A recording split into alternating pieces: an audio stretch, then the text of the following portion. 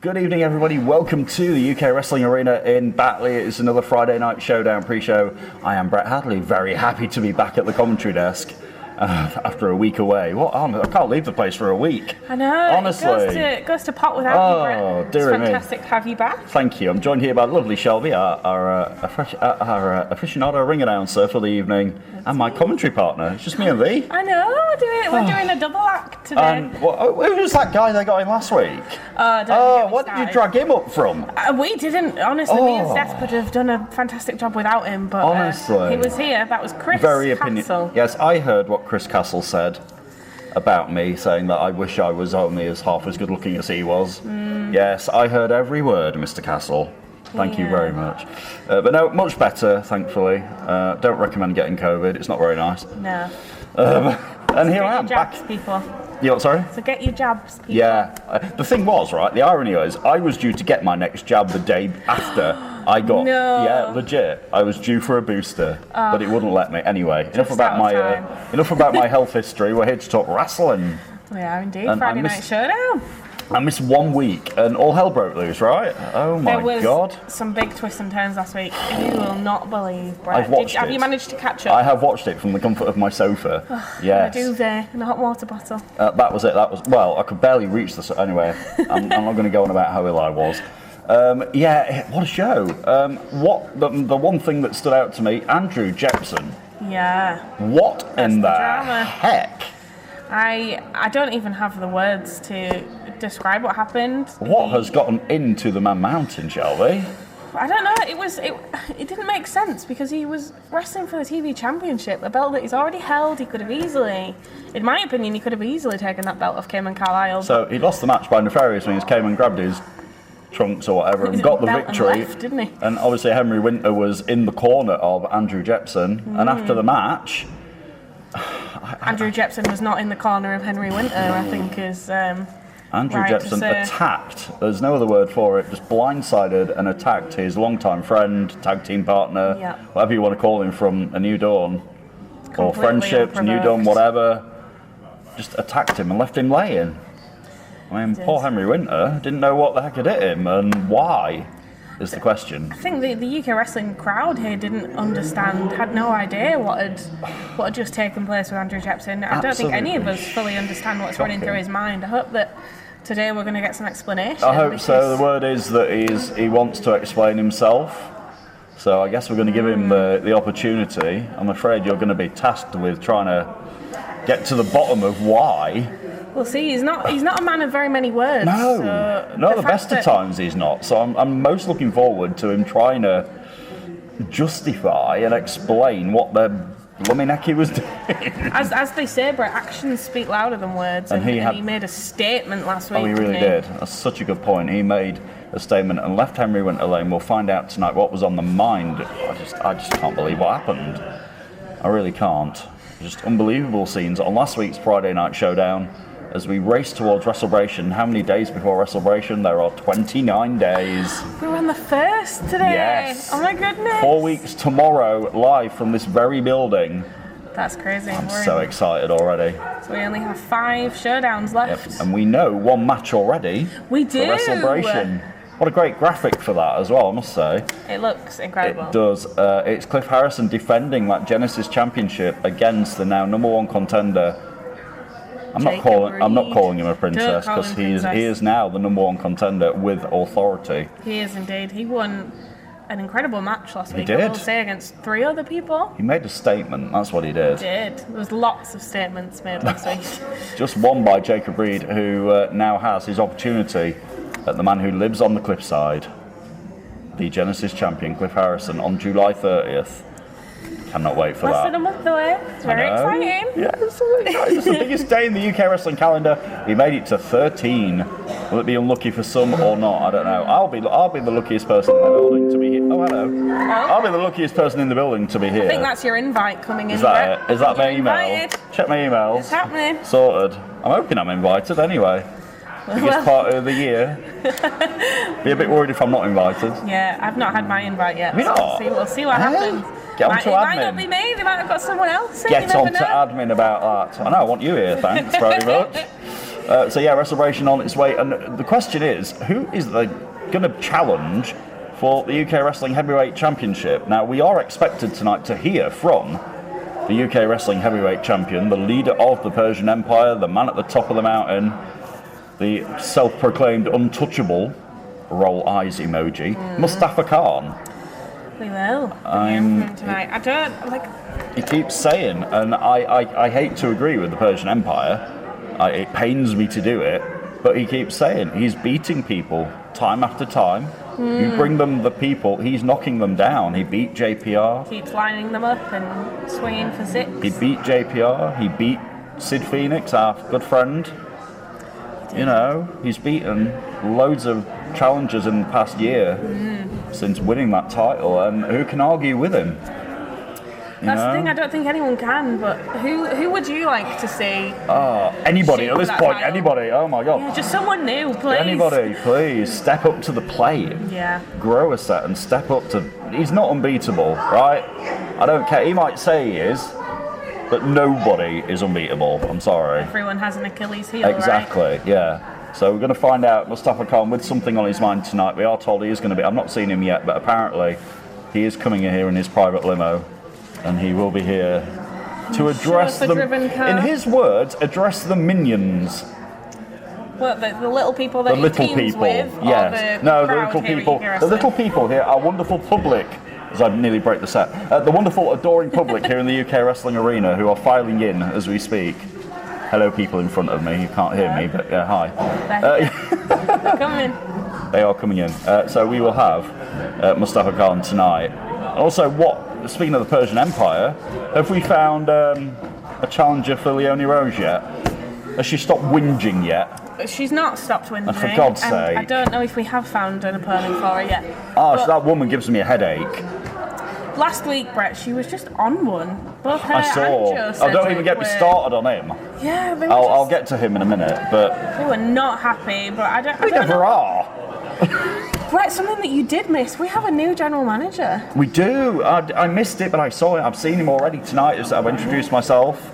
Done the handshake? I have, yes. Lovely. What do we think of our new general manager? Well, I don't think he's going to take any nonsense. Yeah. Personally, I think he's not going to take any of the Persian Goon Squad's nonsense. Absolutely. Sorry, Empire. Empire.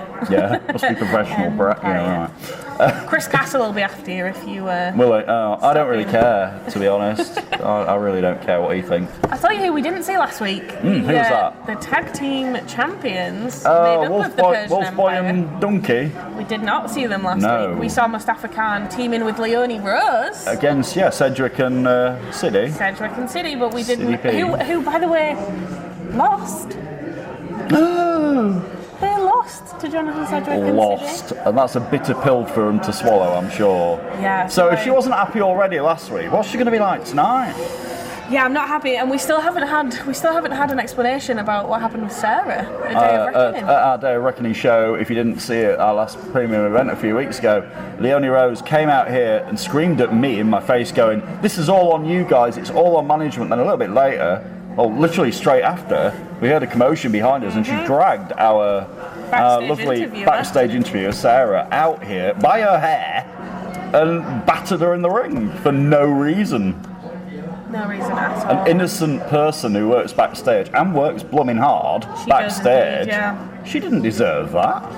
I don't understand why the Persian Empire are going for people like Sarah and people like Hamza. I mean, look at what happened with Joe and Hamza at Day of Reckoning. Well, Joe got his revenge last week, though, didn't he? He got his little bit of a revenge pie on Hamza, and he beat him with his dad's super kick.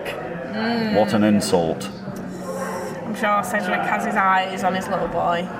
Well, I mean, what's it going to take? I mean, all he keeps saying, and all I saw last week was Joe sitting there in the middle of the ring after his match, looking like a spoiled, obnoxious brat, saying, "Dad, I want you in a match, Dad." He's still demanding it, isn't he? And he was just like a spoiled little kid.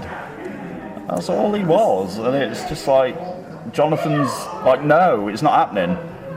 What is it going to take? Maybe a please and a thank you. Maybe some manners. I don't think. Maybe asking nicely. I don't think that Joe Sedgwick knows the meaning of the word manners. Personally, I think he's past that point now. However, I don't think that's a Jonathan Sedgwick problem because his other children have excellent manners. Exactly. Well, there's nothing wrong with his other kids. It's just the one kid with the massive, great, big, whopping McCain fry on his shoulder. Other fries are available, but it's not quite as good. But they are available. Yeah, that's what it is, though. The kid's just got an attitude problem, and he wants a match with his dad at the biggest show of the year on July 30th. But his dad's not having any of it. Now, I'm a bit worried about how big Joe's head's going to get at WrestleBration 13 because if we Imagine remember... if he doesn't get the match that he wants. I mean, me and you, Brett, are old enough to remember that WrestleBration was set up originally as a celebration for Joe Sedgwick's birthday. Yes, it was. So the fact that Joe could be going into WrestleBration demanding a birthday match with his dad is quite a scary prospect. Yeah, I mean, I just worry. Yeah. I worry about his mental state. The weeks go on, he's just going to get more and more unhinged if he doesn't get what he wants. I mean, is Jonathan just going to get to the point where he's like, right, okay, I've had enough of this? Or is it going to take... kick him out. That's what I think. Is it going to take something to make Jonathan Sedgwick be like, yeah, you know what, you do need teaching a lesson, you obnoxious twerp? Something has got to give, hasn't it? Yeah, I think so. I think we're heading very quickly towards that point anyway. There's so many unanswered questions. But we have 5 weeks to answer them. Yeah, you were speaking also about Big Duncan and Johan Hunt, the tag team champions. What's next for them? Because you've got the Playtime Mafia coming out here. We do. Demanding their shot at the tag team championships, and J-Ro Lewis is on a mission. I've known J-Ro a long time. I've never seen him as he was determined. Angry last week. Yeah, I've known the kid a long time. I have never seen him as angry. Yeah, it was a new lens over the Jester last really week, was. And a new perspective, I think, for his time here at UK Wrestling. He wants a tag team championship match. He wants those titles for him and his best mate, Cerebral Steve. What we have to remember is a New Dawn is still around as far as we know. The original team of Billy O'Keefe and Andrew Jepson. Well, what would Billy be thinking if, what his partner did last week? We haven't seen or heard from Billy in a few weeks. It's a bit of a concerning situation, what happened with Andrew Jepson. Good luck trying to get to the bottom of it. That's all I can say to you for that. I mean, good luck trying to get a sentence out of his mouth, but... We're going to have to wait and see what happens. The very best of luck trying to figure out what's on the mind of the Man Mountain.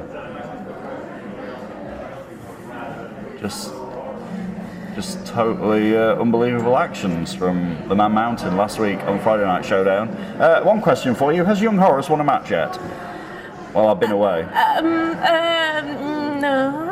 What was that? Sorry, no? No. He's still... I think we're on 32. 32 now. Well, 32 now. Yeah. He's still trying. That's his smelly cotton salt. Yeah. That's his smelly cotton salts. He's a trier. He's a trier. And God loves a trier. We all love a trier. But so he's not won a match yet. Oh, right. Not quite. Not quite. Not quite. We're getting there. He seems he's to be got to getting get there one day, I swear down. And he's definitely dealing with some self-control issues. With Self-control. not hitting Cayman Carroll. You need to get Laura Brannigan on the phone.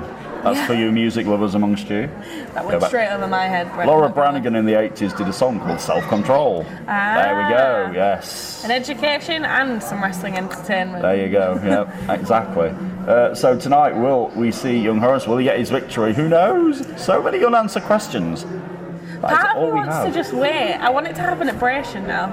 Well, I'm sure Young Horace wanted it to happen about 6 months ago. Yeah, maybe 30 matches ago would have been nice for Young Horace. Bless him. There's so many unanswered questions, so much great entertainment, so many things to get your teeth into. There's so many things. We also have we have a new champion. Around the Clock Championship. We do have Can't a new forget that. Championship. Poor Yorkshireman. He got blindsided, me mate. He did. Well and truly by... Oh, look, cameraman.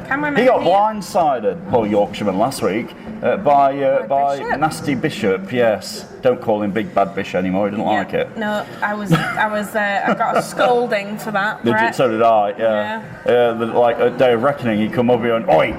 Literally went, oi! Don't call me that, call me Bishop. Literally, that's what he said to me. I was like, okay, yeah, all right. How rude. Yeah, it wasn't very, very nice. But he's now the around the clock champion. He is, so we should address him with such respect, apparently. Well, that around the clock championship we know can be defended at any point, anywhere, any time against anyone, so... Other than in a bell match. As I say, if the bell rings in a proper match it can't, but if Bishop could be sleeping at home, he could be going to the fridge, he could be walking his dog, and somebody could...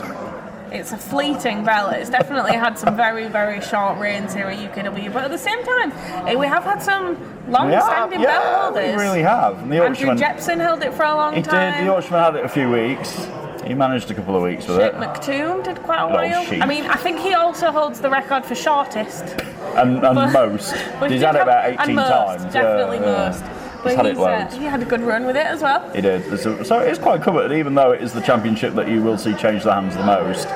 But now you've got, like I say, you've got Bishop, who is an angry, big guy, who I don't think is going to relinquish his grip on that belt anytime soon if he can help it. He's got a very, very tight grip on that shiny belt, clocky, as I'm sure we've heard. So that more or less covers what happened last week when I wasn't here. Then we're about 10 minutes away from finding out what happens this week. It goes so quickly, doesn't it, Brett? It really does. Time flies when you're having fun. That's just about it for the pre-show. We covered a lot. We have covered a lot. We've had a really good chin wag, haven't we? We have. I love that word, chin wag. Chin wag. We're going to have more chin wags on commentary tonight.